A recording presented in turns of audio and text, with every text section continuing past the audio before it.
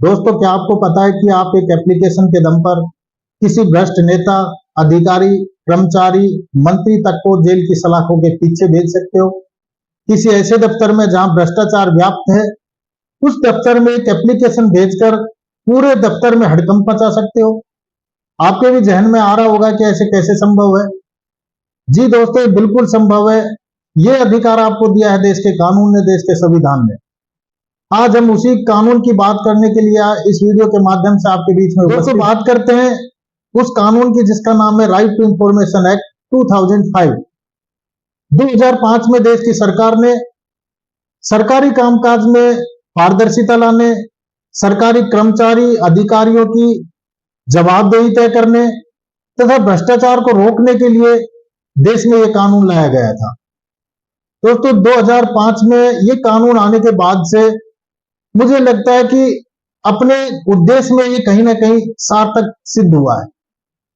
जब से ये कानून आया है, देश में नए नए भ्रष्टाचार उजागर हुए हैं, बड़े बड़े घोटाले देश की जनता के सामने आए हैं और उस घोटाले में, उस भ्रष्टाचार में संलिप्त मंत्री, नेता, अफसर आज जेल की सलाखों के पीछे है। दोस्तों, इस कानून का उपयोग करते हुए आप भी किसी भी सरकारी दफ्तर में, यहां तक कि किसी प्राइवेट दफ्तर में भी, अगर वो प्राइवेट दफ्तर सरकार से वित्तीय सहायता प्राप्त कर स्वयं का संचालन करता है, तो उस प्राइवेट दफ्तर में भी आप आरटीआई फाइल कर कोई भी जानकारी ले सकते हैं तथा जानकारी कलेक्ट करने के बाद आपके पास जानकारी एक बार इकट्ठा हो जाती है और उससे पता चलता है कि इस दफ्तर में भ्रष्टाचार हुआ है, तो उसके खिलाफ आप कानूनी कार्रवाई कर सकते हैं।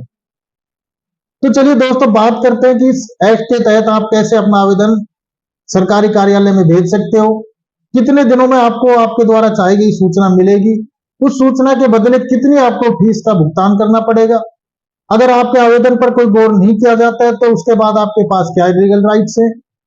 आज इन सब पहलुओं पर हम बात करते हैं। शुरुआत करते हैं कि आप इस एक्ट के तहत कैसे आवेदन कर सकते हैं। तो दोस्तों, आवेदन करने के दो तरीके हैं, एक ऑफलाइन, एक ऑनलाइन। अगर आप ऑनलाइन आवेदन करना चाहते हो तो आरटीआई पोर्टल एक है जिस पे आप जाकर ऑनलाइन अपना आवेदन कर सकते हो। दूसरा आता है ऑफलाइन। अगर आप ऑफलाइन आवेदन करना चाहते हो तो उसके लिए आपको रिटर्न में एक एप्लीकेशन तैयार करनी पड़ेगी। उस एप्लीकेशन को तैयार करने के लिए एक सादा सा कागज पे कुछ बेसिक चीजें आपको मेंशन करनी रहेंगी, जैसे कि आपका नाम, अता, पता हो गया, जिस पते पे आपको सूचना चाहिए वो हो गया, जो सूचनाएं आपको चाहिए वो स्पष्ट शब्दों में आपने लिखनी चाहिए ताकि पीआईओ, जो संबंधित लोक सूचना अधिकारी है, उसको समझ आ सके कि आपके द्वारा क्या सूचना चाही गई है या मांगी गई है। दोस्तों, आप ये जो आवेदन तैयार करेंगे ये आप हिंदी, इंग्लिश या किसी भी क्षेत्रीय भाषा में तैयार कर सकते हैं। आप जो सूचनाएं चाह रहे हैं उस सूचना चाहने के पीछे आपको कोई भी कारण बताए जाने की आवश्यकता नहीं है। आपको बिना कोई कारण बताए संबंधित लोक सूचना अधिकारी द्वारा आपको सूचनाएं उपलब्ध कराई जाएगी। इसके साथ साथ ही अगर आप कोई बीपीएल कैटेगरी से हो तो आपको इंफॉर्मेशन शुल्क के रूप में कोई शुल्क दिए जाने की जरूरत नहीं है। अगर आप एपीएल कैटेगरी हो, बीपीएल के अलावा किसी भी कैटेगरी से बिलोंग करते हो, तो आप सूचना शुल्क के रूप में 10 रुपए का पोस्टल ऑर्डर अपने आवेदन के साथ प्रेषित करना रहेगा। इसके साथ साथ बताता चलूं दोस्तों, बीच बीच में मैं एक शब्द पीआईओ का इस्तेमाल करूंगा जिसका मतलब होता है पब्लिक इंफॉर्मेशन ऑफिसर, यानी कि लोक सूचना अधिकारी। इस कानून के अंतर्गत ही सरकार ने प्रत्येक विभाग, कार्यालय, मंत्रालय में एक लोक सूचना अधिकारी की नियुक्ति की है जो इस कानून के तहत आपको सूचना उपलब्ध कराने का काम करेगा। तो दोस्तों, सबसे पहले आपने अपना आवेदन तैयार कर जरिए रजिस्टर डाक किसी भी सरकारी कार्यालय में भेजना है। उस डाक की रिसिप्ट आपने संभाल के रखनी है ताकि भविष्य में अगर आपको अपील करनी पड़े तो वो रिसिप्ट आपके द्वारा भेजे गई एप्लीकेशन के प्रूफ के रूप में आपके पास रहेगी, जो बाद में काम आएगी। अब बात आती है कोई भी सूचना लेने के लिए आपको कितने दिन वेट करना पड़ेगा। दोस्तों, आरटीआई के तहत अगर आप एक बार आवेदन करते हो तो सूचना दिए जाने के लिए 30 दिन का समय जो लोक सूचना अधिकारी पीआईओ उसके पास होता है। अगर कोई सूचना ऐसी है जो किसी की व्यक्ति की स्वतंत्रता या किसी के जीवन से संबंधित है तो वो सूचना लोक सूचना अधिकारी द्वारा आपको 48 घंटे यानी कि विदिन 48 आवर्स में आपको उपलब्ध कराई जाएगी। अब बात कर लेते हैं सूचना के अंतर्गत क्या क्या चीजें आती है, क्या क्या सूचनाएं हम किसी कार्यालय से प्राप्त कर सकते हैं। दोस्तों, किसी भी कार्यालय में उपस्थित कोई रिकॉर्ड, चाहे वो भौतिक रूप से हो या फिर इलेक्ट्रॉनिक रूप से संधारित किया गया है, अगर कोई सूचना ऐसी है जो कंप्यूटर में स्टोर करके रखी गई है तो वो सूचना भी आपको दी जाएंगी। अगर कोई रिकॉर्ड फाइल में मेंटेन करके रखा गया है तो वो सूचना भी आपको दी जाएगी। इसके अलावा अगर कोई सूचना ऐसी है जो आपको फिजिकली नहीं दी जा सकती, भौतिक रूप से जिसका आपको दिया जाना संभव नहीं है, तो उस सूचना के लिए आप उस रिकॉर्ड में जाके उस संबंधित कार्यालय में जाके फिजिकल इंस्पेक्शन भी कर सकते हो। फिजिकल इंस्पेक्शन किया जाना भी सूचना के दायरे में ही शामिल किया गया है। अब फीस की बात आती है कि कितनी फीस आपको भुगतान करनी पड़ेगी। दोस्तों, जो सूचना आपके द्वारा मांगी गई है उस सूचना को तैयार किए जाने में जो वास्तविक लागत मूल्य है, सपोज करते हैं आपने कोई सूचना ऐसी मांगी है जो 10 पेज में तैयार होनी है, तो 10 पेज की फोटोकॉपी कराने का जो एक्चुअल कॉस्ट है यानी कि 20 रुपए, वो आपको इंफॉर्मेशन शुल्क के अलावा है। 10 रुपए का जो पोस्टल ऑर्डर आपने दिया था उसके अलावा वो फीस आपको सूचना अधिकारी को देनी होगी।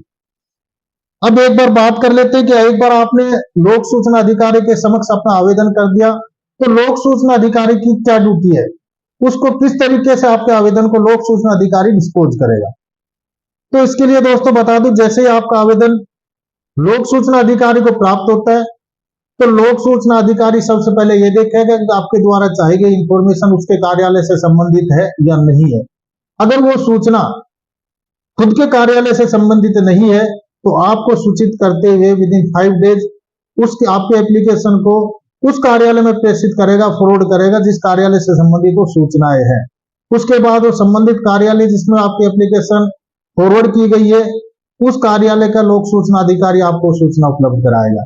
अगर आपके द्वारा चाही गई सूचना मान लो ऐसी है कि कुछ सूचनाएं तो जहां आपने अपना आवेदन किया उससे संबंधित है, कुछ सूचनाएं दूसरे कार्यालय से संबंधित है, तो लोक सूचना अधिकारी की ड्यूटी है कि उसके कार्यालय से संबंधित सूचनाएं तैयार कर आपको उपलब्ध कराएंगी। बाकी सूचना के लिए आपकी एप्लीकेशन आरटीआई के सेक्शन 6 सब सेक्शन 3 के तहत दूसरे जिस कार्यालय में सूचना उपलब्ध है उस कार्यालय में ऑनवर्ड ट्रांसमिट कर दी जाएगी।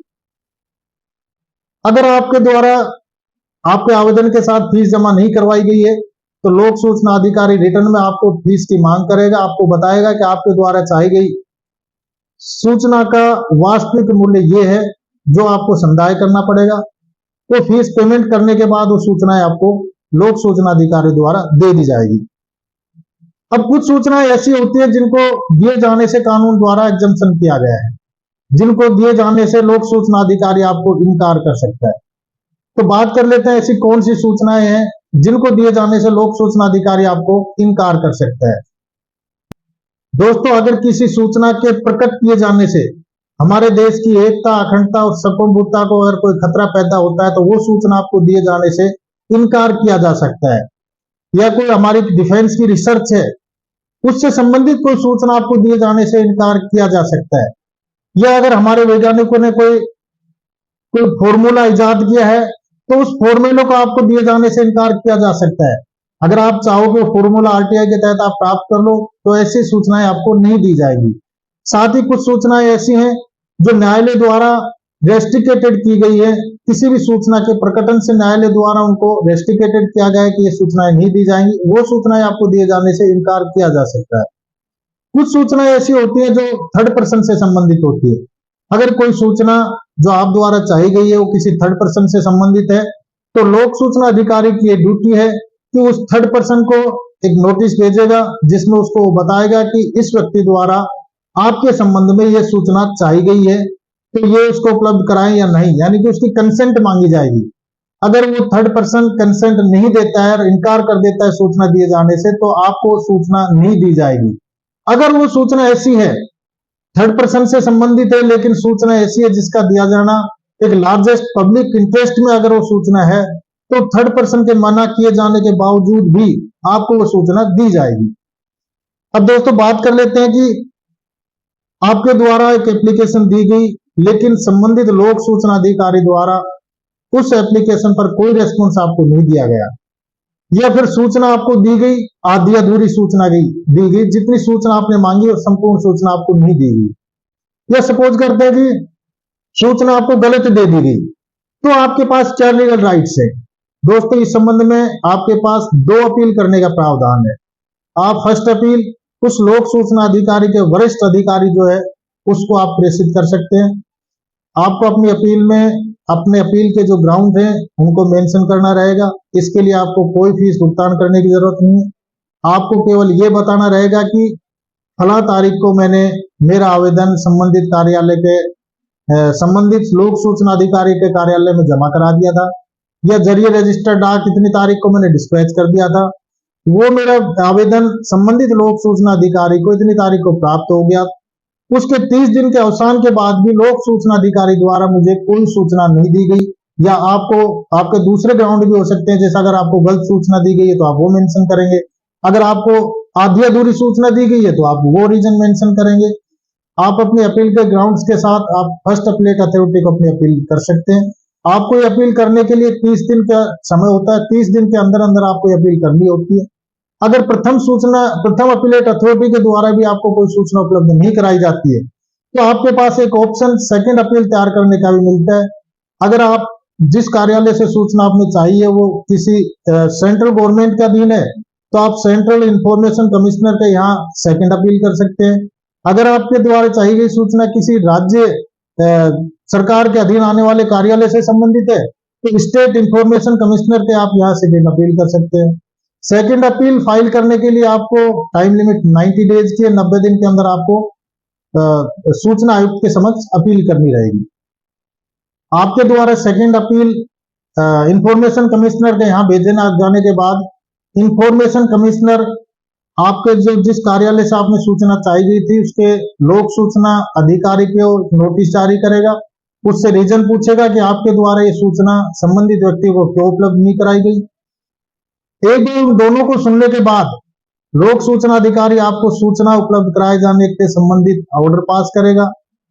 अगर लोक सूचना आयुक्त चाहे तो लोक सूचना अधिकारी पर सूचना दिए जाने में डिले किए जाने में प्रत्येक 1 दिन के लिए 250 रुपए फाइन इंपोज कर सकता है। जो जुर्माना है वो मैक्सिमम 25,000 रुपए तक का हो सकता है, यानी कि जुर्माने के रूप में मैक्सिमम 25,000 रुपए तक का फाइन लोक सूचना अधिकारी पर इंपोज सूचना आयुक्त कर सकता है।